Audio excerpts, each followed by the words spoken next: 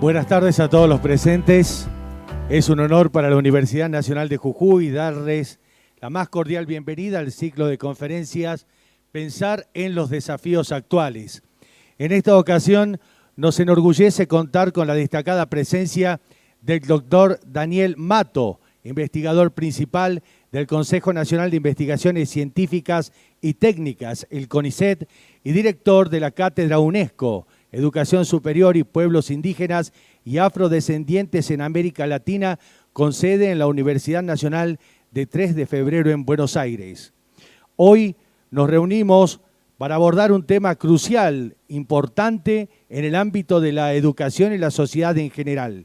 El doctor Mato nos brindará una mirada profunda sobre racismo y educación superior, las múltiples formas en las que el racismo afecta la educación superior y cómo combatirlas. En un mundo en constante evolución, es fundamental reflexionar sobre los desafíos que enfrentamos para construir una educación superior más inclusiva y equitativa.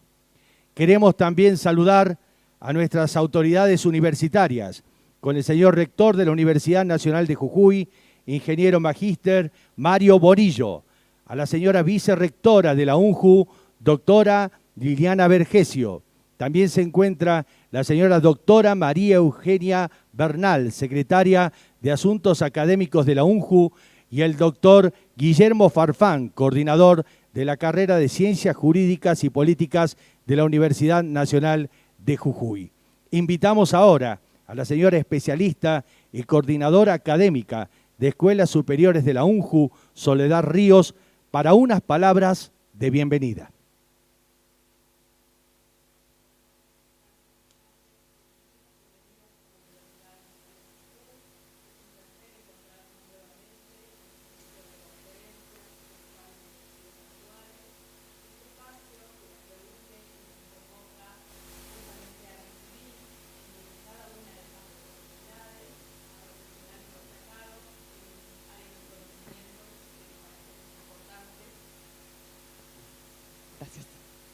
Y en esta oportunidad tenemos el placer de recibir en nuestra provincia y en esta universidad al doctor Daniel Mato, quien con sus aportes nos permitirá repensar las prácticas áulicas y también poder pensar y diseñar acciones y decisiones institucionales respecto al tema que aborda y que consideramos de tan importancia en estos tiempos que transcurren. Así que para nosotros es un placer a nivel institucional y como comunidad toda darle la bienvenida y el agradecimiento a Daniel por el aporte importante que nos realiza y que estará trabajando junto a nosotros durante estas jornadas.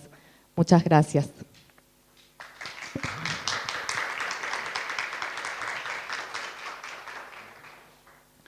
Las múltiples formas en las que el racismo se manifiesta en la educación superior pueden tener efectos profundos en el acceso, la participación y el éxito de estudiantes y profesionales de distintos orígenes.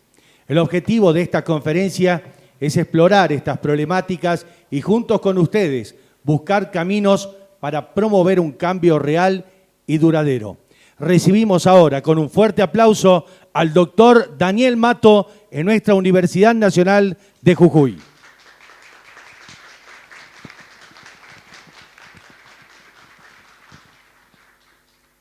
Muchas gracias a todas y todos por estar presentes y por el aplauso por adelantado. Esperemos que al final todavía deseen aplaudir, vamos a ver. Espero no defraudarles.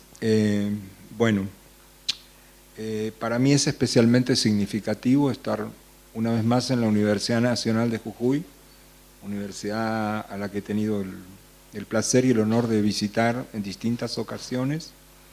La primera de ellas creo que hace ya 12 años, cuando tuve la suerte de conocer a la hoy vicerrectora Liliana Vergesio, que me hizo un tour introductorio a la provincia y a la universidad, que hace un rato le agradecía mientras caminábamos y ahora quiero agradecerle en público.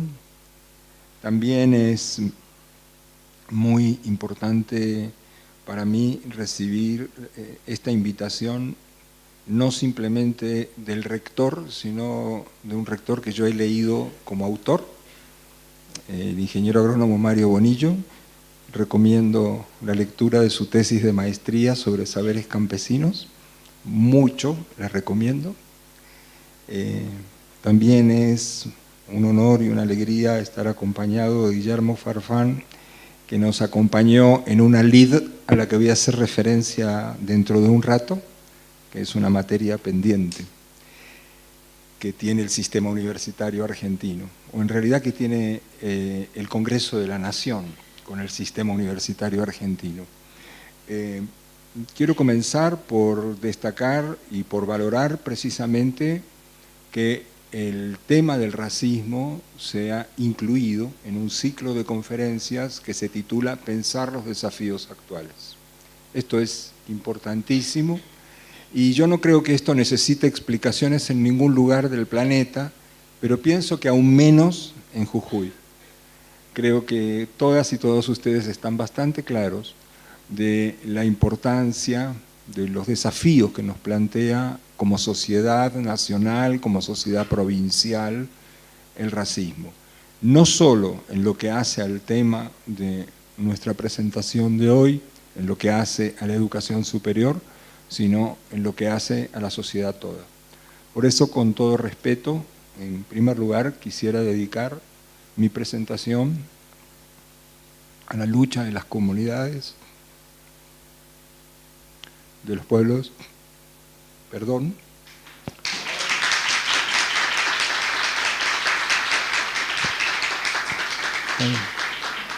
de los pueblos originarios de Jujuy, no solo por sus derechos, sino por los de todas y todos nosotros, porque cuando el agua falte o esté contaminada, no se van a perjudicar solamente las comunidades. Cuando la Pachamama sea tierra arrasada, no son, y hace tiempo que lo viene siendo, pero parece que cada vez más, las únicas perjudicadas no son las comunidades. Entonces quiero dedicar especialmente a estas comunidades y su lucha esta modesta presentación, porque creo que les tenemos que estar agradecidos y agradecidas.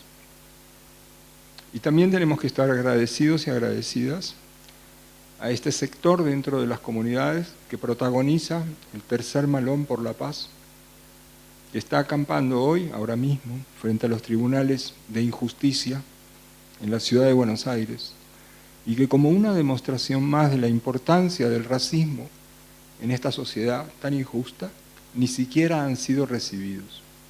Esto es gravísimo y debería ser, pienso, motivo de vergüenza no solo para sus señorías, sino para esta sociedad de la que todos formamos parte. Y para todas nuestras universidades, porque más allá de sus intereses particulares, sus señorías, por así llamarlas, son egresados universitarios.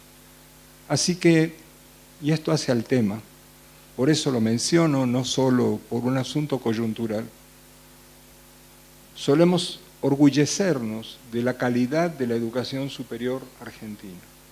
Y en particular, a cada rato hay alguna universidad, 3 o 4 especialmente, que se encargan de destacar en prensa en qué rankings internacionales están. ¿Puede ser de calidad una educación superior que está estructurada para una imaginaria sociedad monocultural, cuando nuestra sociedad es socialmente tan heterogénea y socioculturalmente tan compleja como lo sabemos? ¿Puede ser eso calidad? ¿Cuál es el criterio de calidad? Vamos a conversar sobre esto y no solo sobre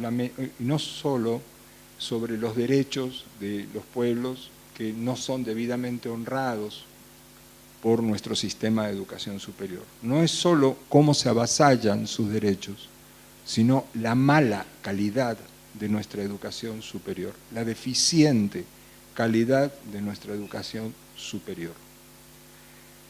Por eso es que titulé a esta conferencia las múltiples formas en que el racismo afecta a la educación superior, Y como no nos podemos quedar en el análisis, inmovilizados frente a sus resultados, las subtitulo Apuntes para identificarlas y combatirlas. El racismo como ideología y régimen de poder es una causa crucial de las desigualdades generalizadas en todas las sociedades contemporáneas. En América, esta ideología y régimen de poder se remontan al periodo colonial, pero además son constitutivos del establecimiento de los estados republicanos y continúan vigentes. Esto no terminó con la colonia. Sus consecuencias afectan principalmente a personas y comunidades afrodescendientes y de pueblos indígenas. Pero les invito a pensar bien esto de sus consecuencias. Les invito a imaginarse que son ciudadanos y ciudadanas arios o arias en la Alemania nazi, mientras se lleva a las cámaras de gases a millones de judíos, además de comunistas, homosexuales, gitanos, etc. Y ustedes, yo, somos arios y arias que salvamos supuestamente nuestras vidas, al menos físicamente. Pero ¿qué pasa con nuestras almas? ¿Qué pasa con nuestros espíritus? Podríamos despertar tranquilos a la mañana siguiente. Pues de una manera, digamos, menos cinematográfica, en nuestro país y en todas las sociedades americanas está ocurriendo lo mismo desde hace siglos. A lo largo de la historia, los sistemas e instituciones de educación superior han jugado principalmente dos tipos de funciones significativas en la naturalización y reproducción del racismo. Son las siguientes. Por un lado, han dificultado el acceso de personas indígenas y afrodescendientes a la educación superior y además han menoscabado la calidad y el éxito de las trayectorias de aquellas personas de estos pueblos que aún, pese a las dificultades interpuestas, lograron acceder a ella. Algunos factores son decisivos en este sentido. Entre ellos, cabe destacar las barreras económicas, la lejanía de los centros educativos respecto de la localización de la mayoría de las comunidades, el carácter monolingüe de las actividades de la educación superior, la ausencia o insuficiencia de programas de lo que frecuentemente se denominan acciones afirmativas. Otra, los planes de estudio de casi todas las carreras omiten las visiones de mundo, las historias, lenguas, sistemas de conocimiento y modalidades de aprendizaje de los pueblos indígenas y afrodescendientes. Por este motivo, la educación superior continúa formando profesionales monoculturales en todos los campos del saber, que toman decisiones para sociedades culturalmente complejas con base en conocimientos y prejuicios monoculturales, pero además, y con significativa potencia descalificadora, la omisión de estas visiones de mundo, de sus sistemas de conocimiento y lenguas, produce efectos deslegitimadores respecto de ellos ante los ojos de toda la comunidad universitaria y se amplifica a través de los medios de difusión. Este sesgo racista afecta a las prácticas profesionales de la inmensa mayoría de las personas graduadas en universidades y otras instituciones de educación superior, incluyendo a las y los docentes, quienes a su vez lo reproducen inconscientemente en todos los niveles educativos. Pero esto, desde luego, también afecta a las prácticas de las y los profesionales en campos tales como salud, derecho, comunicación social, agronomía y economía, entre otras. Parece que me había olvidado de apretar. Bien.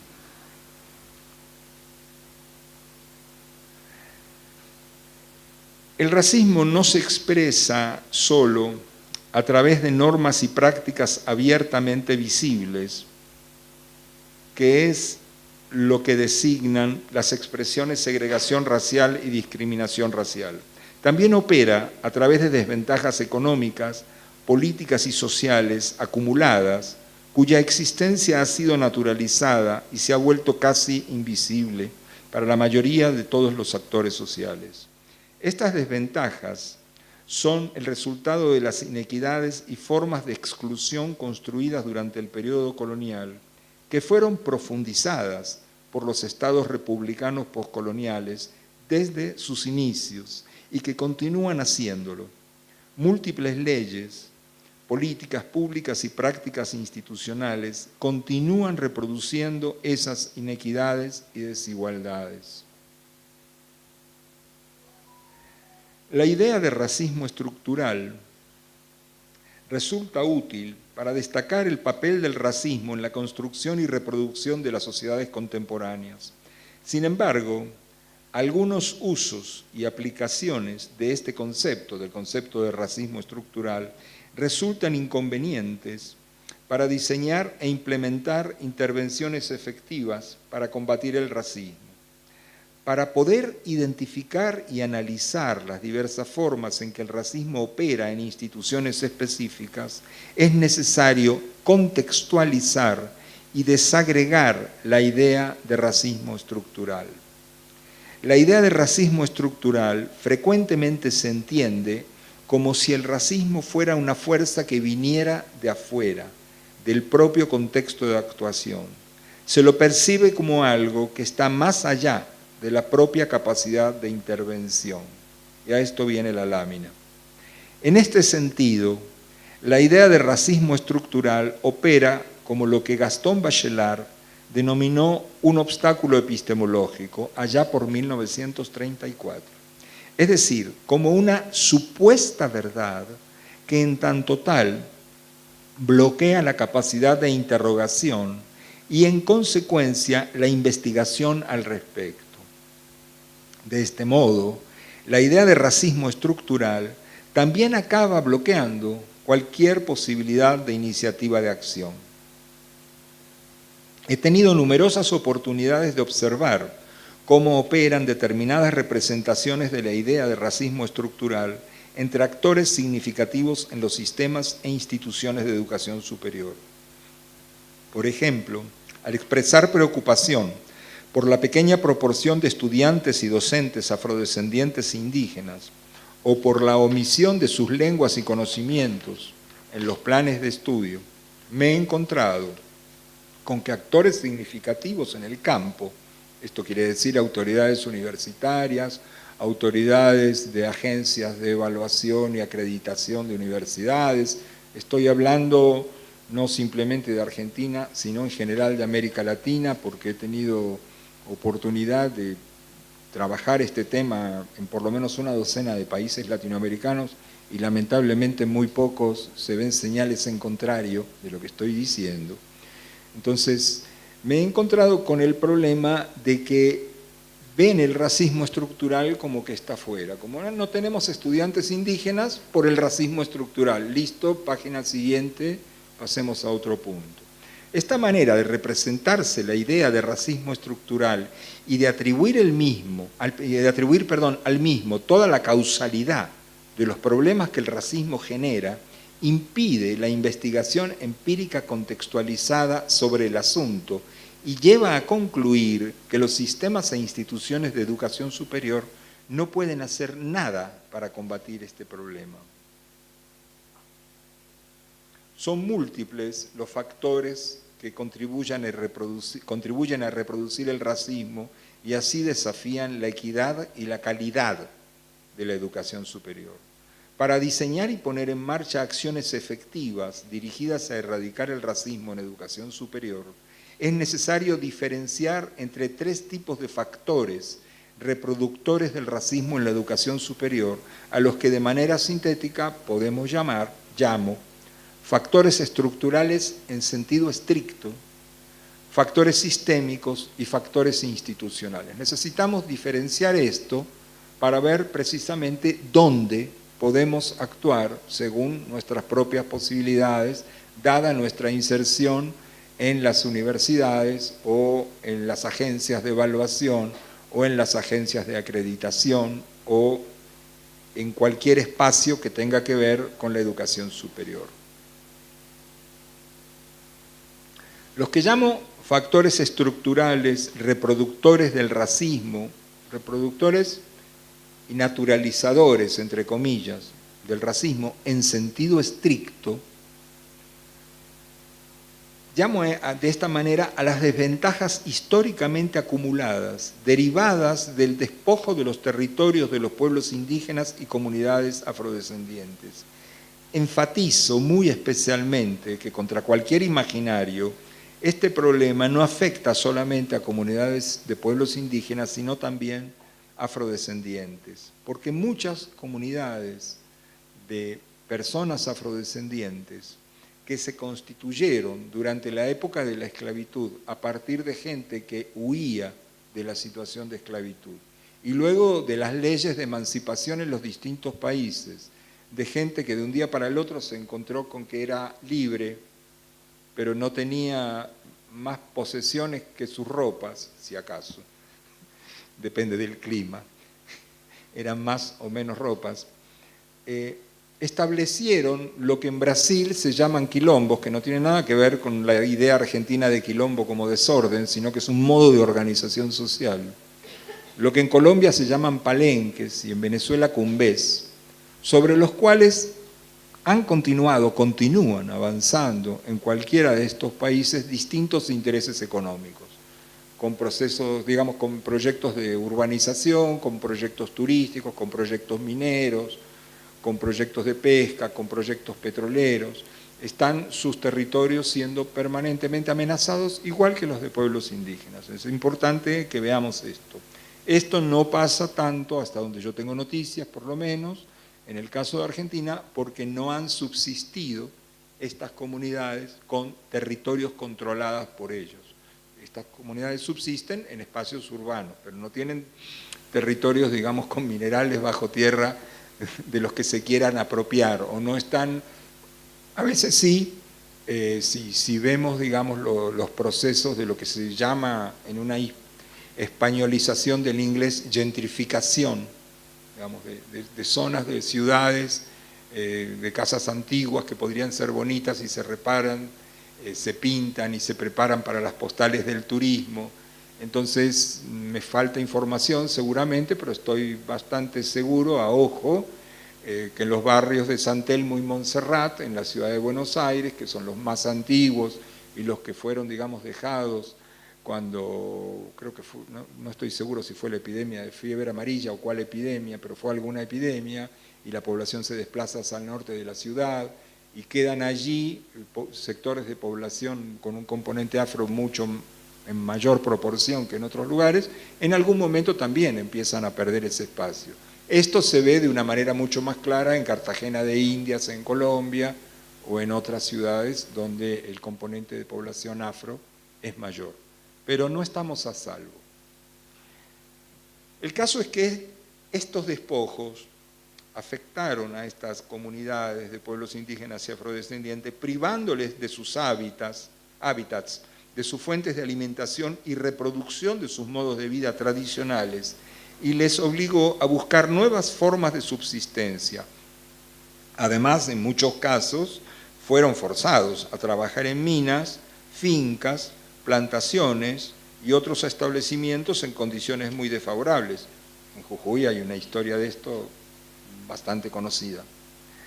Con variaciones de forma, estos problemas continúan afectando a las comunidades de afrodescendientes y pueblos indígenas, porque algunas políticas económicas y los negocios de corporaciones agrícolas, ganaderas, petroleras y mineras, y de desarrollos urbanísticos y turísticos, entre otras, siguen afectando los territorios y formas de vida tradicionales de estos pueblos. ¿Les suena esto a ustedes? Más o menos, ¿no? Bueno. Adicionalmente, problemas sanitarios e inequidades en el acceso a la justicia, salud, vivienda y educación suelen motivar el desplazamiento de sectores de estas comunidades a centros urbanos, pero su inserción en estos nuevos contextos suele darse en condiciones especialmente desventajosas, aún más desventajosas que la de otros sectores llamados populares.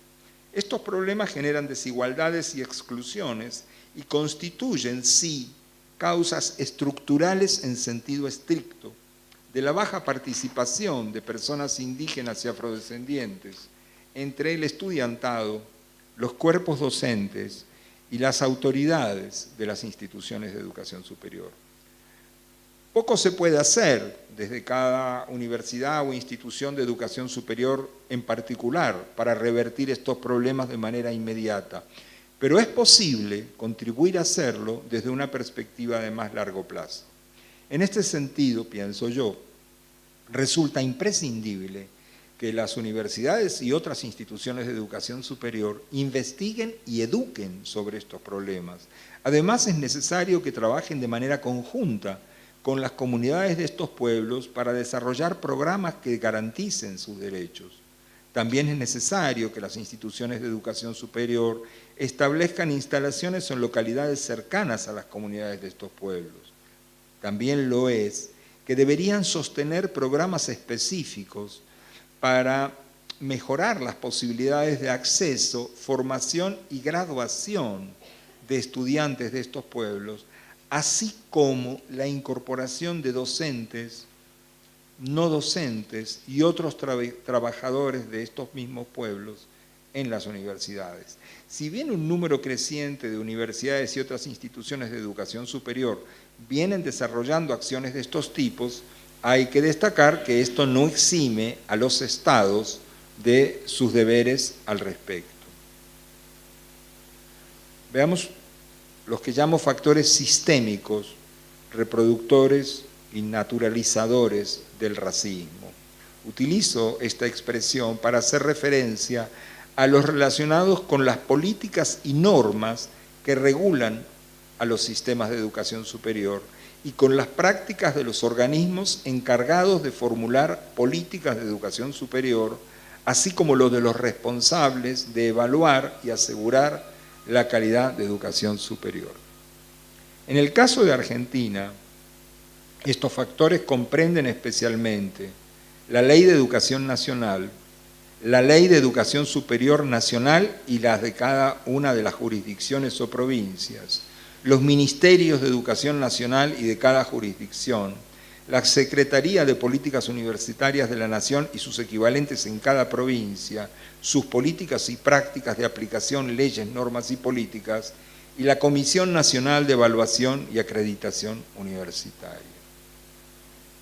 En Argentina tenemos un problema muy grave en esto, mucho más grave que en otros países. Somos uno de los países más atrasados de América en este tema, uno de los 8 países más atrasados de América en este tema, más atrasados que Estados Unidos, Canadá, México, Nicaragua, Panamá, Colombia, Ecuador, Perú, Bolivia, Brasil, Chile. Formamos parte de un muy exclusivo club de países atrasadísimos como Uruguay, Paraguay, Chile, Argentina, El Salvador, Honduras y hasta ahí. En realidad Costa Rica está en el otro grupo. Es, para quienes gustan de compararnos con ciertos países, realmente como para preocuparse. Y el problema es tan grave en parte por, desde luego, el racismo estructural que marca a la sociedad argentina, pero también porque tenemos una ley de educación superior vigente que no se adecúa a los cambios, a los avances que se alcanzaron con la reforma constitucional del 94. Es al ver descubierto este problema, cuando estaba haciendo una investigación para un documento que produce UNESCO que se llama, estoy prendiendo el celular porque aquí tengo un machete para poder leer algo de manera textual, cuando, digamos, llegué a visualizar este problema, que había un problema en la ley, recurrí a un grupo de 2 abogadas y un abogado especialistas en derecho indígena para pedirles que revisaran el texto de la ley y vieran si podíamos, un minuto por favor, estoy buscando abrir mi correo para poder leer algo que tengo ahí, ya lo encontré, para preparar un proyecto de actualización de la ley. fue precisamente en ese momento que entramos, entre otras personas, en contacto con Guillermo Farfán, luego de haber entrado en contacto con el anterior rector de la UNJU, con Rodolfo Tequi, que nos puso con Guillermo como especialista en el tema. Preparamos un proyecto de ley y se presentó a consideración del CIN. El CIN es el Consejo Interuniversitario Nacional, es el órgano, digamos, de interregulación entre todas las universidades nacionales, de donde salen frecuentemente, además, recomendaciones y decisiones de políticas que en Congreso de la Nación, en general, siempre que tengan la bendición del CIN, las aprueba. Ejemplo, la creación de nuevas universidades que se está discutiendo esta semana en la Comisión de Educación del Congreso, por ejemplo. Bien, presentamos ese proyecto de ley preparado por estos abogados a consideración del CIN, y el CIN lo trató en una asamblea plenaria que se realizó el 29 de marzo del año 2021 y produjo una resolución plenaria, la resolución 11.331/21, que respalda este proyecto de actualización de la ley. Lo hace en el artículo 2, digamos, después de la parte argumentativa, en la parte resolutiva agrega 2 artículos. Uno es que respalda plenamente este proyecto, pero más interesante, por lo que dice precisamente, es que el artículo 1, aprobado por los rectores de las, para entonces no recuerdo si 60 o 59 universidades públicas del país, incluyendo nacionales y provinciales, dice que se decide reconocer la importancia y la necesidad de reparar con urgencia la situación de discriminación y vulneración de derechos constitucionales de personas y comunidades afrodescendientes y de pueblos indígenas que la versión vigente de la Ley de Educación Superior por omisión ocasiona. Entonces el CIN llega a aprobar esto. Una colega, antropóloga, que además trabajadora del INTA, que luego fue elegida diputada por la provincia de Salta, Alcira Figueroa, toma este proyecto y lo presenta como proyecto de ley a la Comisión de Educación de la Cámara de Diputados. Lo presentó en diciembre de 1921, hace aproximadamente 20 meses. Ah, perdón, gracias, muchas gracias. Del 2021, sí. Alcira es egresada de la UNJU.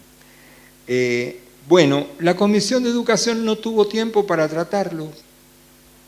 Fíjense, esto es racismo estructural, incidiendo en las regulaciones sistémicas, porque mientras pudo tratar otras cosas, y estos 8 proyectos que se están tratando ahora de creación de universidades, sobre cuya importancia no tengo la más mínima duda, porque necesitamos crear 400 más posiblemente, no sé, pero en todo caso seguro esas 8, no me cabe duda, porque hay proyectos sólidos y porque el CIN los revisó y los recomendó, pero la Comisión de Educación, así como está tratando esto, no trató todavía algo mucho más simple, que es modificar 3 artículos de la Ley de Educación Superior.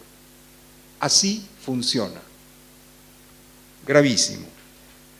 Entonces, a modo de ejemplo de la importancia de los factores que estamos diciendo, de los factores sistémicos, ya no estructurales en sentido estricto, ni institucionales, como vamos a ver en un momento, sino a nivel de sistema, es decir, del conjunto de instituciones y de las agencias que regulan su funcionamiento, resulta útil tener en cuenta que los sistemas de educación superior de todos los países latinoamericanos cuentan con normas que establecen el requisito de poseer título de ese mismo nivel educativo, es decir, de educación superior, para impartir clases en cualquier institución de educación superior.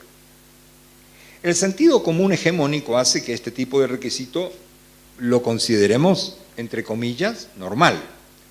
Sin embargo, ocurre que por este requisito, Las personas de estos pueblos que están altamente calificadas en ciertos tipos de conocimientos puedan enseñar en cualquier universidad u otro tipo de institución porque carecen del título respectivo. Lo paradójico es que a pesar de no tener título, en muchos casos estas personas son las únicas que manejan ciertos conocimientos específicos valiosos.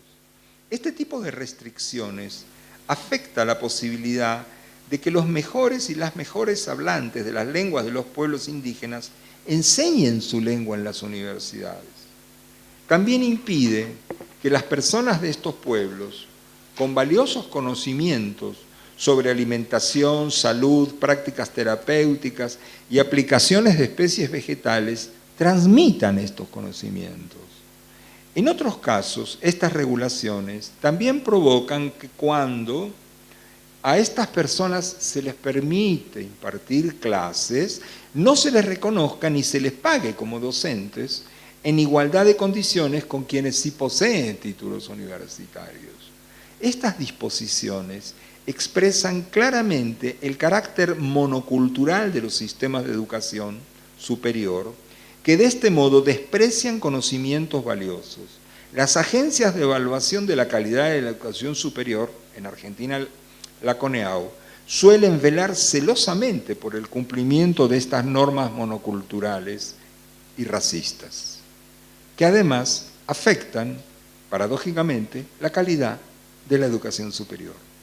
Para responder a esta problemática, algunos gobiernos han creado instituciones de educación superior interculturales, algunas organizaciones de pueblos indígenas han creado sus propias instituciones y algunas universidades han creado programas y disposiciones especiales. Pero todas estas son excepciones en medio de un panorama de exclusiones monoculturales y racistas. En Argentina, en este sentido, la excepción por excelencia es la provincia del Chaco, donde hay 6 institutos de educación superior que son de gestión indígena, donde más de la mitad de los y las docentes son indígenas y que además están localizados en las respectivas comunidades Wichi, Mocoit o Com, según el caso. Pero no hay algo semejante. Estoy hablando de instituciones de educación superior, no de escuelas de educación intercultural bilingüe. Estoy hablando de las instituciones donde se forman los docentes, que van a ir después a las escuelas de educación intercultural bilingüe, porque si no formo docentes para educación intercultural bilingüe de las propias comunidades, es muy difícil que la educación intercultural bilingüe pueda avanzar como la Constitución Nacional del 94 promete y la Ley de Educación Nacional se supone ordena como una de las modalidades. En Salta hay avances esporádicos, actualmente hay avances, en el periodo anterior, gobernatural o como se diga anterior, que fue con reelección, en el primer periodo hubo avances, en el segundo hubo retrocesos, o sea, no hay una política como en el caso de Chaco que podríamos decir de Estado, no de gobiernos, que se mantiene. Y en otras provincias se las debo. ¿Perdón? No me acuerdo el año, pero creo que es, en realidad creo que es exactamente, puedo estar equivocado, del año 92, creo que, o bien del 96, o sea, es ahí cerquita de la reforma constitucional, pero tiene que ver con una dinámica propia de la provincia del Chaco, que se dio por la lucha de las comunidades acompañadas por sectores de la Iglesia Católica y de iglesias evangélicas y de algunas organizaciones, digamos, de la sociedad civil, que dio lugar a la adopción de la ley del aborigen chaqueño. Y además en estos días, hace un par de semanas, en Chaco se acaba de aprobar una ley especial para los educadores indígenas. Es la única provincia que tiene este tipo de avances que tiene que ver con esta larga lucha, digamos, y con este nivel de organización. Pero hay provincias en las que, de hecho, ni siquiera se ejecuta la educación intercultural bilingüe, no estoy hablando de la formación de docentes, y donde hay demandas de las organizaciones indígenas a los respectivos estados provinciales con sanciones de la justicia que están de adorno. Lamento no poder darte mejor noticia. Factores institucionales reproductores del racismo. Utilizo la expresión factores institucionales reproductores del racismo para hacer referencia a los relacionados con las normas y prácticas de las propias universidades o instituciones. O sea, tenemos como el nivel societal general, el nivel sistémico y el nivel de cada institución, porque las instituciones tienen también cierto margen de maniobra. Por supuesto, si tienes margen de maniobra, pero a la falta de una ley, por eso queríamos modificar la ley, no dispones de presupuesto, bueno, el margen de maniobra sin presupuesto no funciona. Algunos de estos factores, me refiero a los institucionales, están asociados a la específica oferta de carrera o a los planes de estudio de cada carrera y a las actividades de aprendizaje acreditables según los criterios y normas de cada institución. La oferta de carreras de la mayoría de las instituciones de educación superior no responde a las necesidades y demandas de formación profesional de las comunidades afrodescendientes y de pueblos indígenas. Por ejemplo, en la mayoría de las universidades, la formación profesional en agronomía y veterinaria está orientada casi exclusivamente a responder a las oportunidades de empleo generadas por el modelo de negocios extractivistas de las grandes corporaciones. Este tipo de sesgo racista institucional en la formación profesional es especialmente preocupante en los casos de algunos campos específicos como el de la salud. Y la epidemia o la pandemia de la COVID precisamente permitió apreciar las limitaciones que no son culpa del personal de salud propiamente dicho, que incluye no solo personal médico y de enfermería, sino otro tipo de trabajadores que concurren, trabajadores sociales o sociólogos según los casos, permitió apreciar las limitaciones de estos equipos para resolver situaciones que no les resultaban ni siquiera imaginables. Y además no faltaron situaciones de personal médico, recuerdo en un hospital de Salta, claramente racistas en su momento. Y también en Chaco, procedimientos de la policía provincial. O sea, no es que Chaco sea el paraíso tampoco, pero bueno. Los factores institucionales descriptos afectan a la calidad de la formación recibida por todas y todos las y los estudiantes, no solamente por quienes provienen de comunidades afrodescendientes y pueblos indígenas. Pero lo que ocurre especialmente en el caso de estos últimos es que además operan como causas generadoras de extrañamiento y ponen en riesgo el éxito de su desempeño académico y frecuentemente son causa de abandono de los estudios. Estoy actualmente con un conjunto de estudiantes indígenas de la UNE, de la Universidad Nacional del Nordeste y otros de la del Chaco Austral. Hemos estado teniendo algunas reuniones que podrían funcionar como lo que suele llamarse focus group o grupos focales, identificando precisamente la incidencia de estos problemas. Algunos comentarios finales, resumiendo, digamos, lo expuesto, para luego pasar a comentar algunas propuestas. El racismo es una causa crucial de la reproducción de inequidades y desigualdades en todas las sociedades contemporáneas. En América Latina el racismo afecta principalmente a las personas y comunidades de afrodescendientes y de pueblos indígenas. A lo largo de la historia, los sistemas e instituciones de educación superior han desempeñado importantes funciones en la reproducción y naturalización del racismo. De manera análoga, podrían desempeñarla para avanzar hacia la erradicación del racismo. En educación superior, la idea de racismo estructural suele entenderse como si el racismo viniera exclusivamente de afuera, como algo que estaría más allá de la capacidad de intervención de cada institución, departamento, cátedra o equipo docente o de investigación. O sea, actúa como obstáculo epistemológico y como obstáculo a la acción. Erradicar el racismo en la educación superior exige contextualizar y desagregar la idea de racismo estructural, ver cómo se expresa en cada espacio en particular. es necesario diferenciar entre lo que podemos llamar factores estructurales reproductores de racismo en sentido estricto, factores sistémicos reproductores de racismo y factores institucionales reproductores de racismo. Este esfuerzo analítico permite realizar investigaciones empíricas para analizar las formas particulares en que el racismo se naturaliza y reproduce en los sistemas e instituciones de educación superior, que puedan servir de base para diseñar formas eficaces de combatirlo. Algunas propuestas. Las modalidades de acción que propongo recogen la valiosa experiencia de los avances logrados por movimientos por la equidad de derechos de las mujeres, no solo del movimiento feminista, otros movimientos de mujeres también, y por la erradicación de toda forma de violencia y discriminación asociadas a identidades de género, ya no solo mujeres, sino LGBT, trans, más. Estas experiencias nos proveen ejemplos inspiradores, en general en la América Latina, pero si lo pensamos, en particular en Argentina, donde hay avances importantes en la lucha contra este tipo, no solo de discriminación de personas, sino de exclusión de miradas, de perspectivas, de análisis de las dinámicas sociales.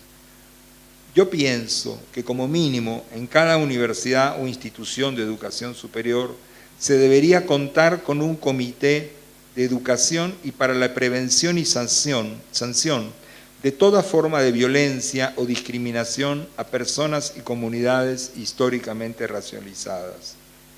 Pienso que es necesario crear grupos de trabajo para la erradicación del racismo en todas las universidades e instituciones de educación superior del país. Estos grupos de trabajo pueden encargarse de organizar y promover campañas informativas, conversatorios, mesas redondas u otras modalidades de difusión e intercambio de ideas para dar visibilidad a las modalidades de racismo que han sido naturalizadas en cada universidad o institución de educación superior. Pienso, en realidad estoy seguro, que es necesario realizar y fomentar la realización de investigaciones específicas en cada universidad o institución de educación superior que sirvan de base para el diseño de políticas y programas específicos para erradicar el racismo. Experiencias en algunas universidades argentinas y en otros países muestran que frecuentemente se concluye que resulta conveniente, por ejemplo, establecer programas específicos para promover el ingreso a la universidad de estudiantes, docentes y no docentes, no solo de estudiantes, de docentes y de no docentes, afrodescendientes y de pueblos indígenas. Establecer programas de acompañamiento para conocer los problemas que enfrentan estos estudiantes una vez, o estos docentes o no docentes, una vez que han ingresado, y lograr correctivos institucionales para evitarlos. O sea, no se trata de apoyar a estas personas para que se adapten, sino, como no se trata de adaptar a las mujeres para que aprendan a adaptarse al patriarcado y al machismo, de la misma manera no se trata de educar a las personas racializadas para que aprendan a vivir en una sociedad racista o a funcionar en una institución racista. Es necesario modificar esa sociedad o esas instituciones. Es necesario revisar la oferta de carreras y adecuarla para que sea pertinente y relevante respecto del carácter socioculturalmente complejo y diverso de cada sociedad. Es necesario revisar el diseño de cada carrera y su relación con las necesidades, demandas y propuestas de comunidades afrodescendientes y de pueblos indígenas. Es necesario establecer programas de cupos especiales, becas, viviendas u otros para responder a las inequidades que afectan a estas comunidades. Es necesario establecer sedes cercanas a las comunidades que así lo demanden. Estas recomendaciones que presento las recojo, digamos, de lo que precisamente en este transitar por distintos países son experiencias que veo que se están poniendo en marcha en algunas universidades, número creciente, en algunos sistemas de educación superior, Pero además, y por lo mismo, aunque con una formulación más genérica, estas recomendaciones forman parte de las recomendaciones de la segunda y de la tercera Conferencia Regional de Educación Superior de América Latina y el Caribe, se las suele llamar CRES, Conferencia Regional de Educación Superior. La del 2008 se realizó en Cartagena de Indias, la de 2018 en la sede de la Universidad Nacional de Córdoba. La del 2008 incluyó 2 recomendaciones importantes, la del 2018, 11. La del 2008 recomendó, y son el núcleo principal de todos modos de las del 2018, que el desafío no es incluir estudiantes afrodescendientes y de pueblos indígenas en las instituciones de educación superior, tal cual ellas existen hoy en día, sino transformar a estas universidades para que sean pertinentes con la diversidad social y cultural de las sociedades de las cuales forman parte. Y la segunda, de las del 2008, fue que se deben incorporar las lenguas de los pueblos indígenas en la vida universitaria, no en los pasillos, en el dictado de las asignaturas. Esto es mucho trabajo, no es así, pero hay que hacerlo, porque también hace un siglo y medio las mujeres en el mundo no votaban, en definitiva andaban más o menos como andan hoy las mujeres afganas, de otra manera, digamos, simbólicamente. Y hoy estamos en otro lugar. Y estamos en otro lugar porque hubo luchas y porque hubo avances. Las luchas no necesariamente son siempre en las calles, también, pero son muy especialmente en cierto tipo de instituciones que son formadoras de quienes luego toman decisiones, las universidades. Ahora tenemos, en marzo, 15 y 16 de marzo del 2024, una reunión de seguimiento de la CRES que se va a realizar en Brasilia. Y tenemos este próximo viernes una reunión preparatoria para conversar sobre los distintos grupos de recomendaciones. Y es de esperar que la reunión a realizar en Brasilia ratifique este orden de recomendaciones. Bueno, finalmente, pienso que la complejidad de estos problemas requiere dirigir los esfuerzos más allá del ámbito académico. Es necesario asegurar la participación activa de organizaciones y comunidades de afrodescendientes y de pueblos indígenas. Resulta imprescindible para erradicar el racismo en la educación superior y fuera de ella. Y, que también es una función universitaria, es necesario incidir en la formación de opinión pública y en las instancias de decisión política. Muchas gracias.